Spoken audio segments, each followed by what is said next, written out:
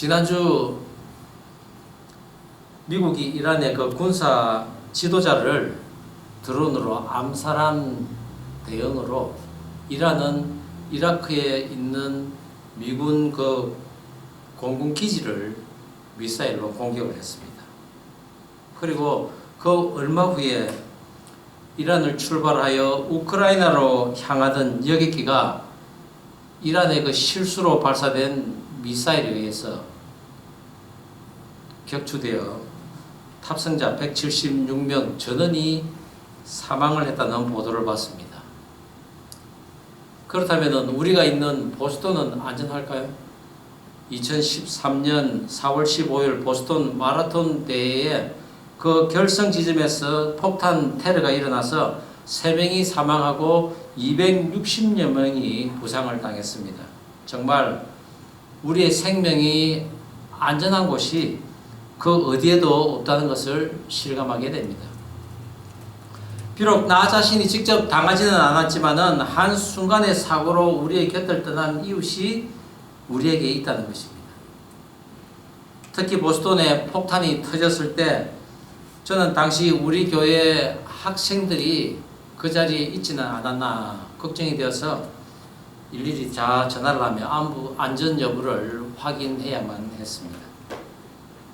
새해부터 사건 사고가 많이 터지는 주간 한 주간이었습니다.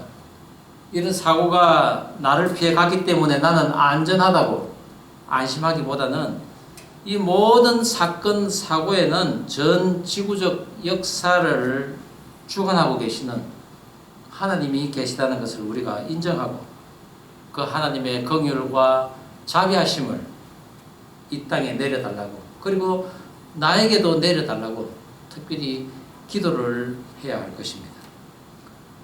오늘 말씀은 예루살렘으로 가던 예수님께서 시장하셔서 저기 멀리 보이는 무화과 나무를 보시고는 그곳에 열매를 따먹으려고 가셨습니다.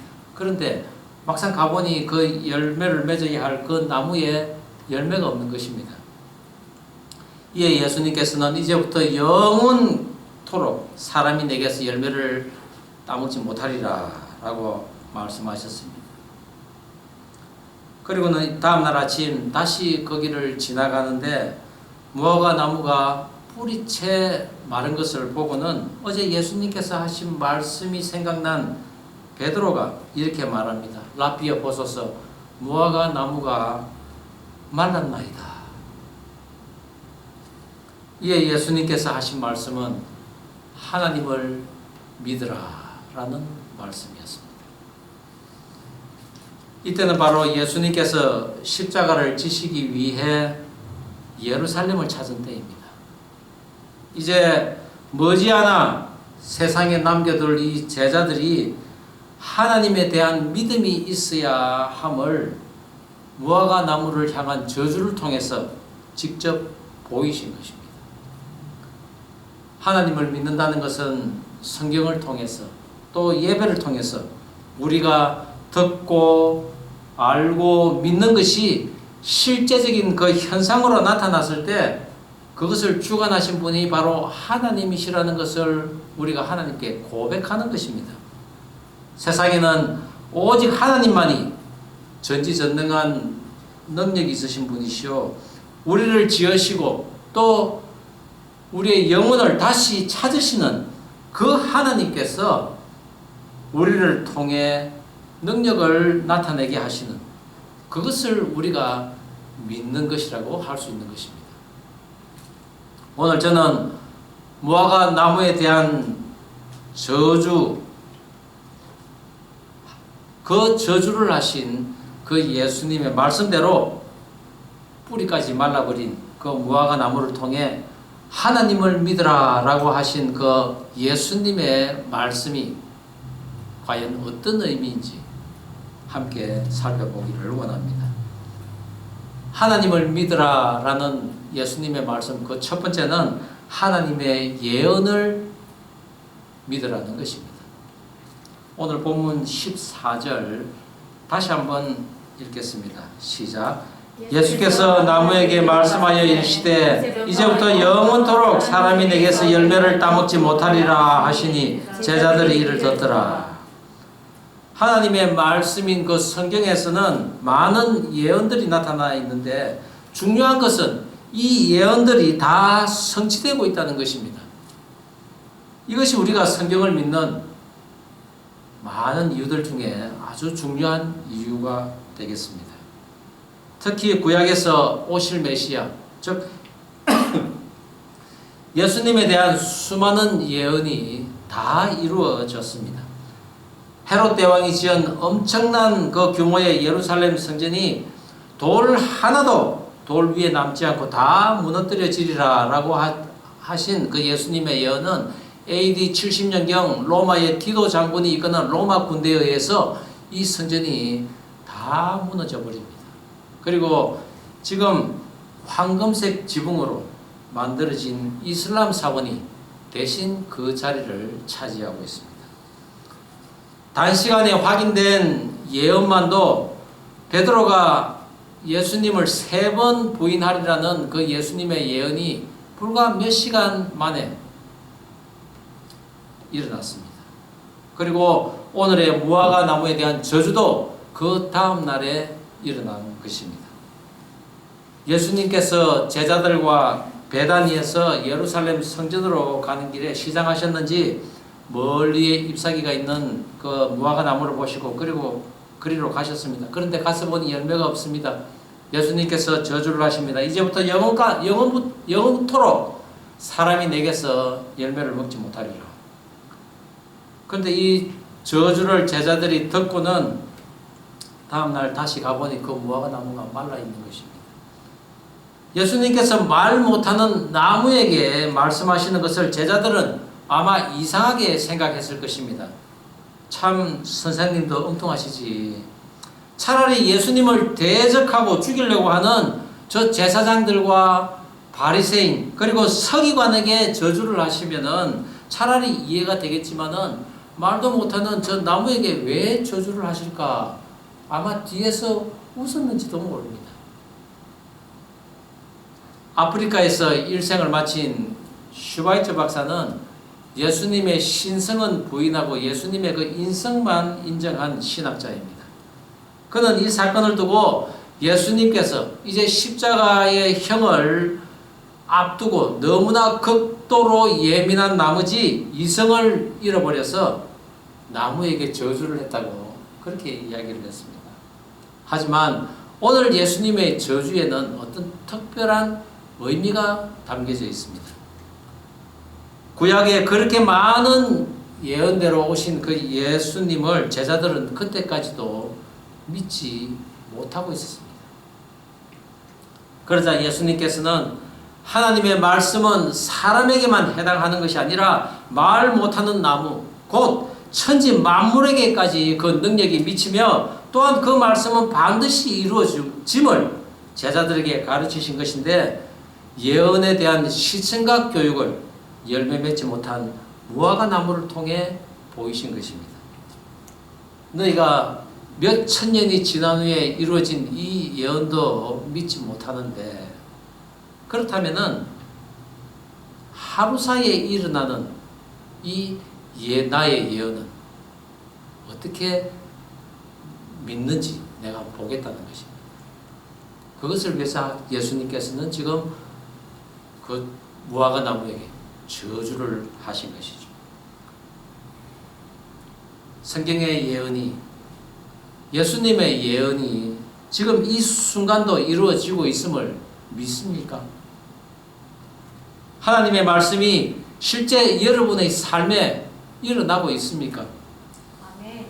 그렇습니다. 아멘입니다. 하나님의 말씀은 하나님의 하신 성경의 이 예언은 우리의 삶에 그대로 일어난다는 것을 믿으시기 바랍니다.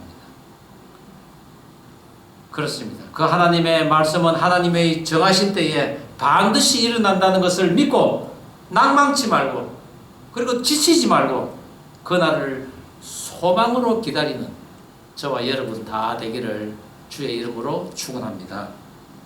하나님을 믿는 믿음, 두 번째는 다가올 심판을 믿으라는 것입니다. 21절 다시 한번 읽겠습니다. 시작. 베드로가 생각이 나서 여짜오되 랍이여 보소서 저주하신 무화과 나무가 말랐나이다. 무화과 나무는 4월부터 10월 그 사이에 열매가 열리는데 이스라엘에서는 특별히 5번 정도 수확을 한다는 것입니다. 성경에서는 이 무화과를 포도 그리고 감람 열매와 같이 풍성함과 평안함의 상징으로 여기는 아주 귀중한 열매입니다. 열왕기상 4장 25절에 솔로몬의 사는 동안에 유다와 이스라엘이 단에서부터 보엘세바에 이르기까지 각기 포도나무 아래와 무화과 나무 아래서 안전히 살았더라. 평안하게 살았더라는 것이죠. 무화과는 또한 치유의 열매로 나타나고 있습니다. 유다왕 히스기야가 다치고 거의 죽어갈 때 이사야가 이 무화과 반죽을 이겨서 그의 상처를 낫게 합니다. 그것이 열왕기 하 20장 7절에 나옵니다. 이사야가 가로되 무화과 반죽을 가져오라며 무리가 가져다가 그 상처에 놓으니 나으니라. 또한 선지자 스가랴는 하나님으로부터 죄를 씻김받은 이스라엘 백성들이 이 무화과 나무 아래에 서로 모여서 서로를 초대하는 그런 화합의 열매로 무화과를 나타내고 있습니다. 스가랴서 3장 10절에 만군의 여호와가 말하노라 그날에 너희가 각각 포도나무와 무화과나무 아래로 서로 초대하리라 하셨느니라. 그런데 이렇게 풍성함과 평안함 그리고 치유와 화합을 상징하는 무화과 나무에 열매가 없다는 것입니다. 마땅히 있어야 할 열매가 없는 무화과 나무, 그것은 바로 당시 지도층을 비롯한 하나님을 믿지 않는 이스라엘 백성들의 모습이었습니다. 다윗은 하나님께 너무나 많은 은총을 받고 그 보답으로 솔로몬을 통해서 이 땅에 하나님의 거처를 짓고자 했는데 그것이 바로 예루살렘 성전이었습니다. 그러나 우상에게 돌아선 이스라엘에게 하나님께서는 진노하시고 그 화려하고 휘황찬란한 성전을 하루아침에 무너뜨려 버렸습니다. 그 후 로마 통치하에 분봉왕 헤롯이 이스라엘 사람들을 백성들을 회유하기 위해서 더 크고 화려한 성전을 지었는데 마치 눈에 덮인 높은 산에 검치를 해놓은 듯한 화려함에 사람들이 탄성을 지를 정도였다고 합니다. 그런데 이 같은 성전에서 온전한 하나님을 향한 제사가 이루어져야 하는데 시장판을 만들어 놓고 재물을 사고 팔고 하는 제사장들과 바리새인들에게 예수님께서는 노하셨습니다. 비둘기 파는 상을 엎으시며 매매하는 자를 쫓아내시며 진노하신 예수님이셨습니다. 그렇습니다. 무화과 나무에 대한 저주는 그날 성전에 들어가셔서 장사하는 자, 비둘기 파는 자, 그리고 돈을 바꾸는 자, 그런 모든 장사하는 자들을 쫓아내시며 진노하신 그 다음 날 임했는데 뿌리채 말라버린 이 무화과 나무를 통해 하나님의 진노가 누구에게 왜 그리고 어떻게 임하는지를 보이신 것이라 할 수 있습니다. 하나님의 말씀을 가르치며 그 말씀을 지켜 행하기를 누구보다도 철저히 한다고 하는 그 제사장, 서기관 그리고 바리새인들, 헤롯과 결탁하여 가난한 자들의 겉옷을 취하는 자, 그리고 이방인들을 성전에서 기도도 하지 못하게 하는 자, 그들이 바로 하나님을 믿지 않는 자들이요 열매를 맺지 못하는 무화과 나무와 같은 자들이었다는 것이죠. 히브리어에는 무화과 열매를 두 가지 이름으로 부릅니다. 이스라엘에서는 무화과가 5번 정도 그 열매를 맺는다고 했습니다. 6월절 즈음에 잎사귀와 함께 나는 첫 열매는 미숙하다는 그런 의미를 가진 파게라는 이름으로 불리고 있습니다. 우리가 흔히 아는 벳박에, 동네, 파게의 집이라는 뜻입니다. 벳박에. 거기 이 파게에서 나온 동네 이름입니다. 그 6월절 이후에 긴 여름 동안 열리는 그 열매, 잘 익은 열매는 테에나라고 부릅니다. 여기서 나온 동네 이름이 베단입니다. 오늘 예수님께서 성전으로 올라가시는 시점이 6월절 즈음이라고 했습니다. 즉 4월 초순으로서 바로 파게가 열리는 때입니다. 그런데 이 파게는 작고 맛이 없어서 사람들에게 팔지 못하는 열매입니다. 하지만 이 파게는 반드시 다 따주어야 다음 열매 테에나가 열릴 수가 있습니다. 상품 가치가 별로 없는 보잘것없는 열매이지만은 풍요한 수확을 위해서는 또한 반드시 맺혀야 할 열매이기도 한 것입니다. 예수님께서 그 열매를 잡수시려고 가서 보니 당연히 있어야 할 그 열매가 보이지 않는 것입니다. 잎사귀만 무성한 것입니다. 예수님께서는 파게를 찾으셨는데 이 마가복음의 저자인 마가는 지금은 무화과 때가 아니라라고 했습니다. 그것은 곧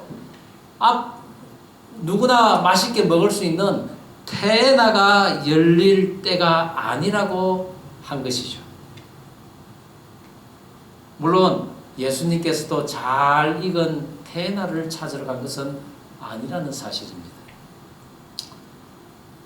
하지만 6월절 즈음에 잎사귀와 함께 나야 할 이 파게를 맺지 못한 것은 이 나무가 긴 여름을 지나도 여전히 테에나를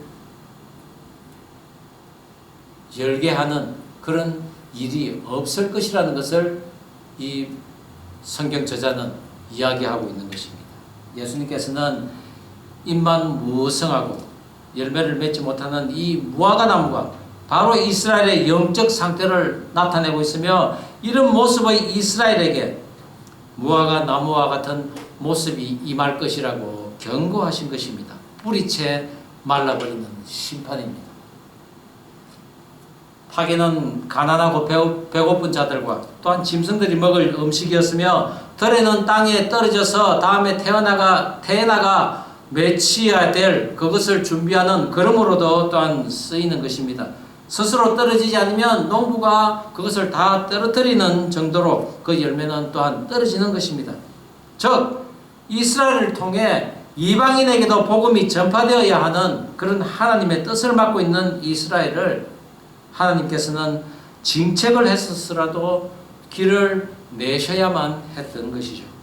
왜냐하면 2000년 후에 오늘의 저와 여러분을 위해 또한 앞으로 주께 돌아올 수많은 하나님의 백성들을 위해 하신 일이라는 것입니다. 오늘 나에게는 파게가 열려 있습니까? 나를 통해서 복음이 이방인에게 전파되고 있습니까?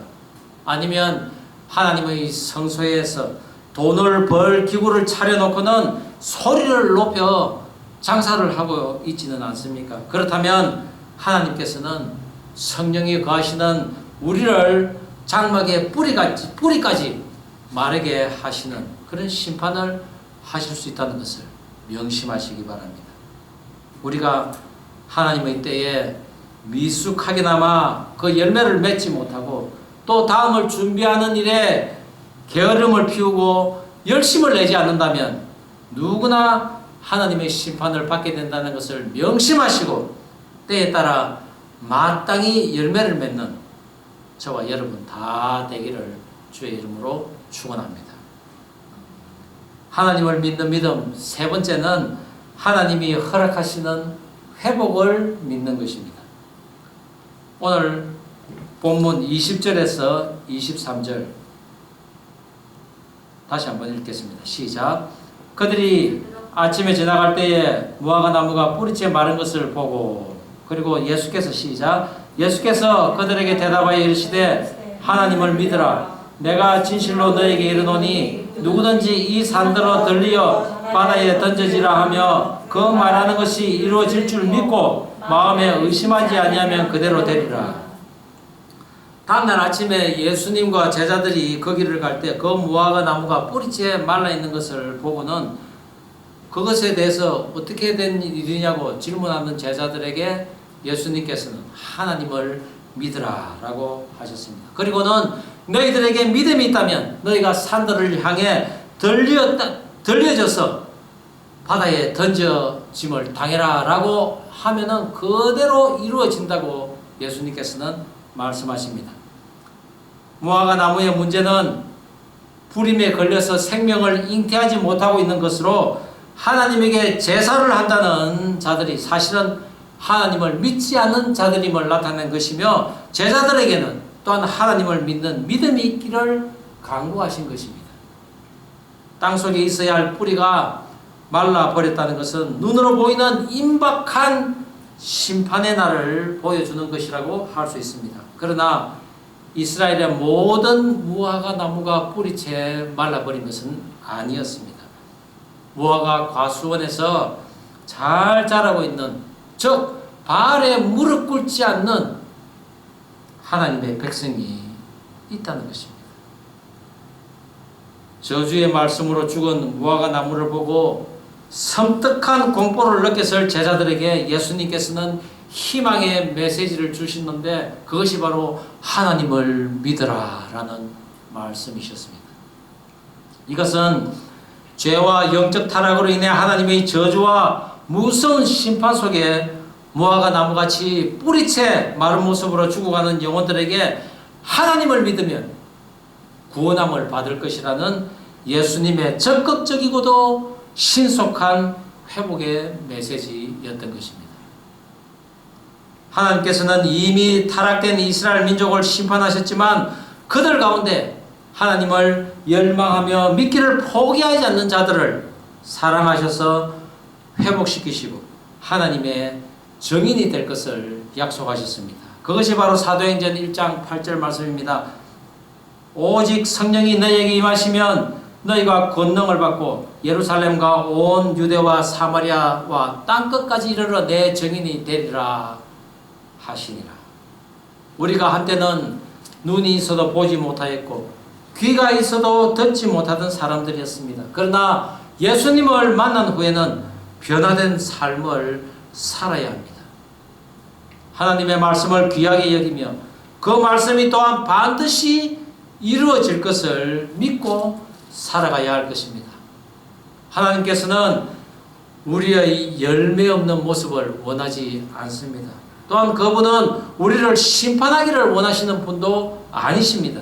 단지 우리가 하나님의 말씀을 믿고 미숙하지만은 어린 파괴와 같은 열매를 맺기를 원하시고, 그래서 장차로 풍성하고 달콤한 그 무화과 태나를 맺어서 이 땅의 모든 사람들과 함께 나누며 즐거워하기를 원하신 분이 바로 하나님이시라는 것입니다.